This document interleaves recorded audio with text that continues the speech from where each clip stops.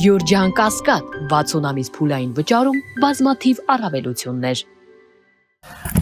Շնորհակալություն, ես շնորհակալություն եմ հայտնում եւ բոլոր ելույթ ունեցողներին, ոչ միայն կազմակերպիչներին,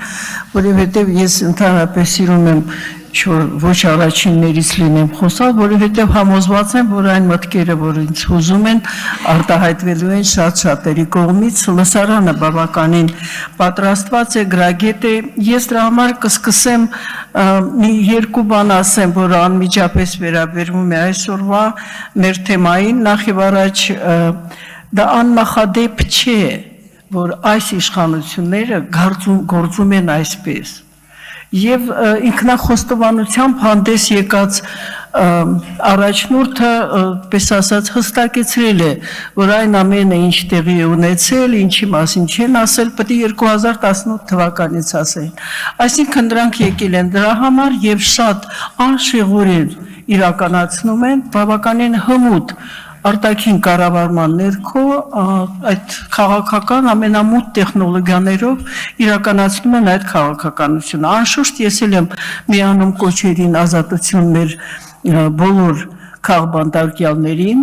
ինչպես Ադրբեջանում, այդպես էլ Հայաստանում, արդյոք դա պատահական է, ոչ։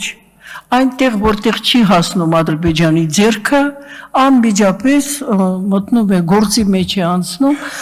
օրվա իշխանությունները։ Հիմա ես կցանկանայի մի առաջարկություն հենց սկզբից ասեմ, ես կարծում եմ այս մեր լսարանի այս լսումների անունից արժե հայտնել անվստահություն հայտնել գլխավոր դատախազին։ Դա հստակեցնենք, որ ուրիշ մենք այստեղ այսպես ասած թիրախ չպիտի ունենանք, ինչու, որովհետև Նյուրնբերգյան կարևորագույն սկզբունքներից մեկը ասում է ոչ միայն նա, ով հրամայել է կամ կարգադրել է, այլև նա, ով իրականացրել է անօրինական հրամանը, Եվս պտի կրի պատասխանատվություն։ Դրա համար ես առաջարկում եմ դա իրոք քննարկումից հետո անպայման հիշատակել, որ լսումները հայտարարում են անվստահություն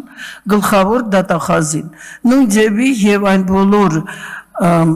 դատավորներին, քննիչներին եւ այլն։ Ինչու։ Հիմա ես պետք է որպես մարդու իրավունքների պաշտպան պաշտպանեմ այդ դատավորների եւ մնացածների իրավունքները, որովհետեւ իրենք հիմա գտնվում են պարտադիր աշխատանքների ներքո։ Դա գրեթե ստրկություն է։ Այսինքն, երբ որ նրանք արդեն կկանգնեն դատարանի առջև, ես կաշխատեմ պաշտպանել իրենց մարդու իրավունքները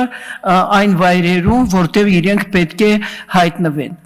Դա իմ առաջարկությունն է այսօրվա մեր հարգարժան։ Ես չեմ կարող շրջանցել Լիդիա Մանթաշյանի հարցը, որովհետև ովքեր մի անգամ գոնե կամ տեսել են, կամ շփվել են այդ անձնավորության հետ հասկանում են, թե այդ ինչ քաղաքական անմեղսունակությամբ պետք է տարապեն նրանք, ովքեր հիմա մեղադրում են իրեն ահաբեկչության մեջ։ Եվ դա ես կրկնում եմ,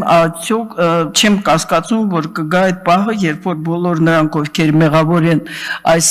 վիճակի մեջ, կկանգնեն դատարանի առջև։ Հիմա ես ուզում եմ միայն մի բան եւս լուսաբանեմ, թե ինչ կապ ունի աղոթքի նախաճաշը Հայաստանի հայկական հայ առաքելական եկեղեցու հետապնդումների հետ։ Ես հիշեցնեմ, որ իրոք շատ գեղեցիկ միջոցառում է Ամերիկայում։ Ինչու։ Որովհետև Ամերիկայում ամենակարևոր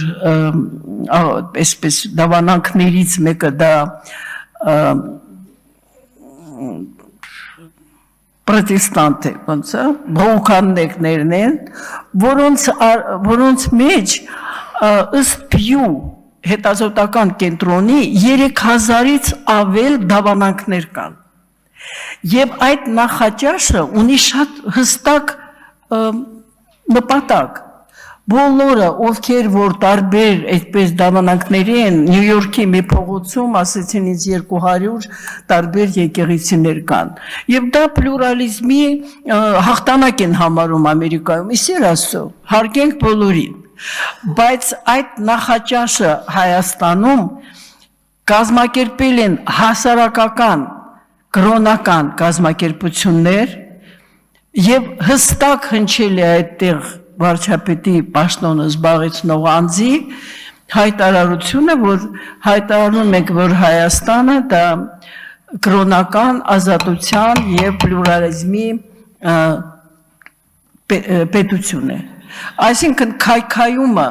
դա ոչ միայն ուղղակի գնում է մի ուղղությամբ, այլև հրավիրվում են ամենատարբեր, այդ թվում եւ քայքայիչ աղանդների ներկայացուցիչները։ Այսքանը, շնորհակալություն։